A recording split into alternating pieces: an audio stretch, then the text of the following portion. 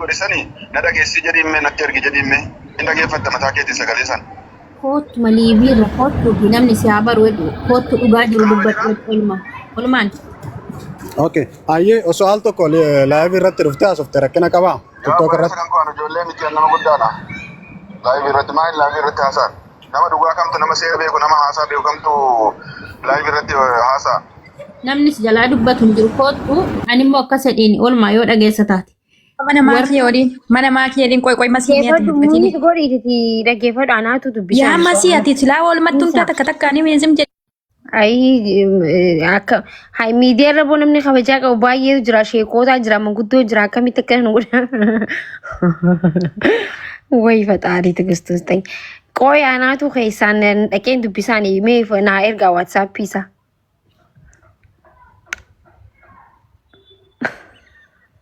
Ay TikTokii keenya akkana kan namni meeqatti rakkataa meeqa rakkootti ba'u jiru akkamitti akkana dhoqqeen irraa godhe boo.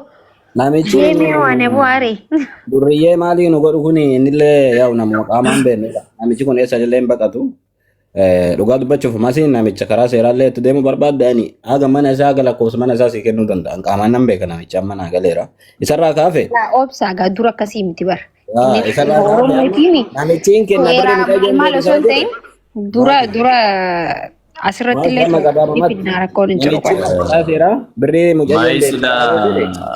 Waa'ee silaa maaliif akkasumas guddisa jiru maali? Tiiktaakii irra nama gurguddaa hedduutu jira maali? Akkamitti akkas dubbata filaan duuriyyeetu fayyadamnu duuriyyeedha jechuudha tiiktaakii irra kan jiru namoonni gurguddaan jiru. Innillee amma waan goonu namichi yoo karaa sirrii birrii nama mucayyoon deebisa jedhe wanni haasaa baay'ee barbaachisu hin jiru.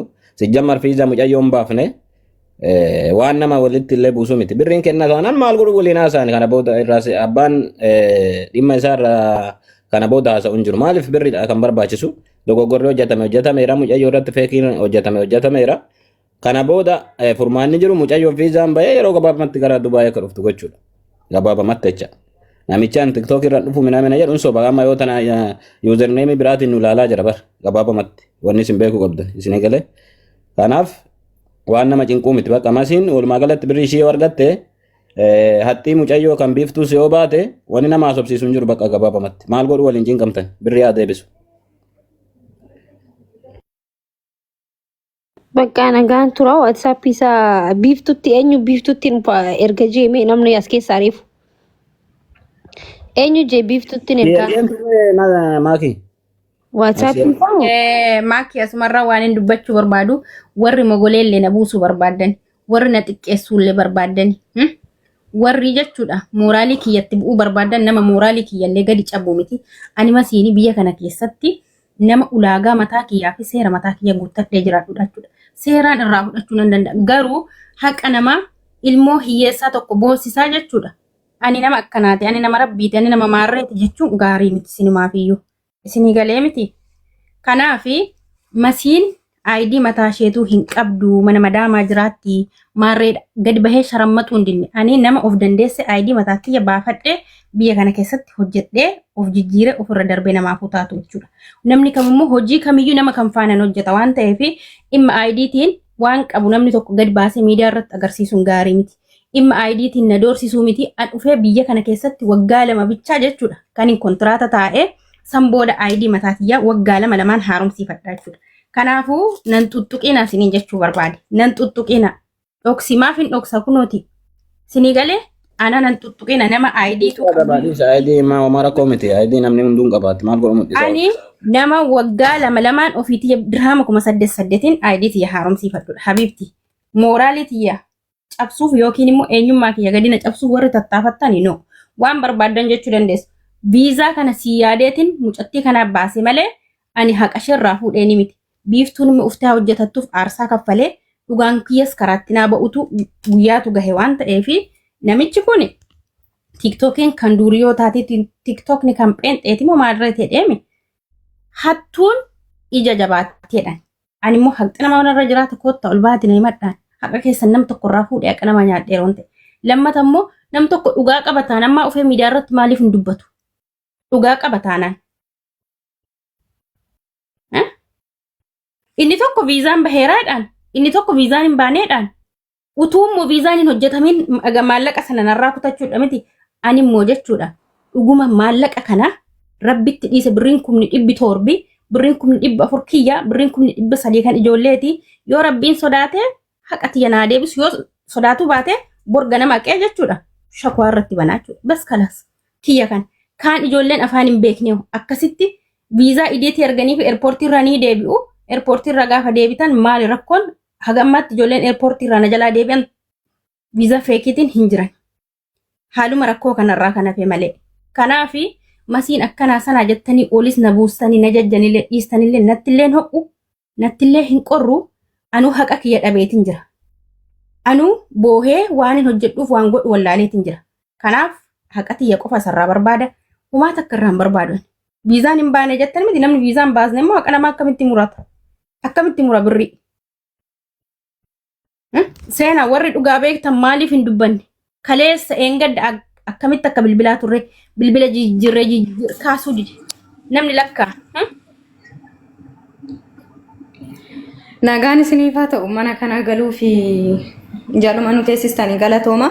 Already namichi kun masi amma wanti isin gaafachuu qabdanii booni tokkoffaa dhugaan dubbatamee dhugaan baheet haasoftu malee namicha kana akkanii akkasanii jettanii waan takkitti waan isin dubbattanii jiru. Masi Isin garuu har'aa asitti ani kana ballee akkamitti maal dubbanna ree silaanu sima duuka shawwadamne. Masi ani masiini waan Masi yeroo tokko bicha natti dubbadhu Masi warri tattaafattanii neba Masi anu haqa dhabee dhaggeeffatu jira. koodeetiya mooraalii kennamuun cimmaa isaa guutuu naa kenne rakkoon qabu salphaadha. Maaliif ijoollee baay'ee oolmaa sin dubbisa yoo harka kana caalaa ijoollee baay'een waan akkasii kana lakka intini feekii viizaa feekiin kun kan nyaatamaa jiru irratti du'amaa jiru namoota kana kan baasaa jiru jechuudha. Aradinaa ol amma kootti. Nama guddaa kana suura isaa nuu kennaa. Aradinaa ol.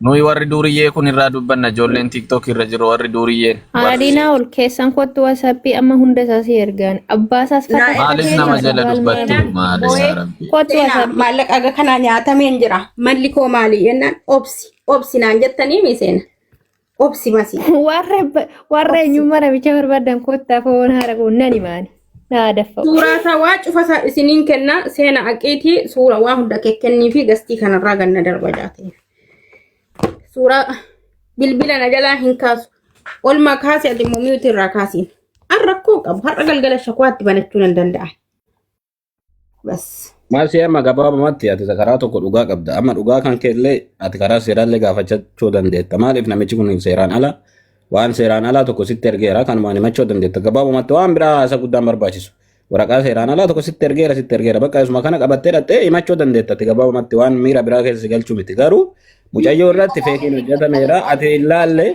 wayim nama viizaa laaluu danda'utti hin ergine atillee kanaan shawwadamtee jecha gabaabumatti namichi amma maal jedha yeroo olmaan dubbise ani ilaalle viizaa sirrii ta'uu dhabuu jedha. Insoba jalqabumaa viizaa sirriin taane ofumaa baase gabaabumatti dhuguma isinitti hima. Viizaa sirriin taane ofumaa dhaqee edit godhee sitti erge malee kaampaaniin inni otoo qaamaan hin beekin ilala lama namichi maal jedhe ani hin beeku jaruma sanuyyuu jedhe bar. Jaruma viizaa nama na ergite sanuu qaamaan hin beeku bilbilaan waliin haasofnaa hin kijiba bar. Kun soba guddaadha. Namichi sis sobee amma nullee sobaaraa jecha kachiraafe. Nanoo amma jalqaba gaafa viizaa na ergisiin jedhu viizichi irraa lakkoobsi koodii qaba viizaan. Koodii masana itti naxxee ilaalta homaa rakkoo miti viizaa waan nama dhibuu miti namni kaminuu laaluu danda'a jecha. Galleelli siigalee atiyyuu yeroo biraatiif viizaa kamiinuu jecha eenyu amanuu caalaa viizaa kamiinuu yeroo si bira dhufe viizaan koodii qaba. Koodii sanatti yoo naxxe aktiiviidha siin jedha yoo kana salamillee gaafa kana bahe porososii irra yoo jiraatu otoo hin bahin. Porososii irra yoo jiraate. Jira bari kaleessumaa kaaseeti. Yeroo takkasti oolmaan jirta oolmaa. Kaleessa irraa kaasee miti eenyu. Oolmaan deebiteetta. Jalqabumaa hin jiru viizichi. Jalqabumaa viizaan hin baane wanni aktiif ta'u wayitu hin jiru. Ani hirkoo maaf naman dhaga'u hirkoo qoyimee takka oolmaan dubbisna daandiirra hin jira ani ba'uuf hin jiraafini. Oolmaan dubbisaama jira moo ammayyuu maalitti jira mee oolmaatu namicha qabatee dhabni noyi duuriyyeedha bar warri tiiktaakii irraa. Oolmaan. Oolmaan maaliif Kenno neegaa koy al tokko neegaa. oolmaa ittaasaa jirta taanaan. Neesti nuu fidimee nama guddaa kana nuti duuriyyeedha. Okay, maaliifii nan deebi'ani daandiirra jira dhiiroo nan deebi'a. Dhaabbadeen asaa ture nan deebi'a. Maalumaafuu nama qulqulluu kana wajjin wal baruun keenya oolu mee amma dhugaan isaa baramutti dhugaa jiru adda baafanne nuyi warrumti duuriyyeen kun nama qulqulluu kana waaqa of fakkeessu kanarraa hin dubbanna suura isaa nuu qopheessaa maaliifuu rakkoon hin jiru nan deebi'a. Hayeesh. Rakkoon qabu. Kanaaf kennaa ish rakkoo miti. Kanaaf masiin kana booda viizaa kaminuu cheek gootee ilaaluu hin dandeetta. Homaa rakkoo miti. Namni kaminuu cheek gochuu hin danda'a. Wanni bakka biraa nama fiduu miti. Kompiitara biraa miti. Bilbiluma keetiin viizaa kaminuu cheek gootee ilaaluu dandeetta. Namichi jalqabumaa dubbateera amma gabaabamatti. Waan ajaa'iba garuu Oromoon kuni nama haqa qabu sin beekanuu cal'isanii cal'isanii mana arrabsiinamee qophiin kitaabillee tolcha sheeriillee godhaatu of eeggannoo godhadhaa jechuudha. Namni hin jiru jechuudha. Masi dafqa kebba'e dhugaa qabda saroota taragaagga yeroo kanatti waan dubbattus waan hin dubbannes walii wallaaluu dandeessa.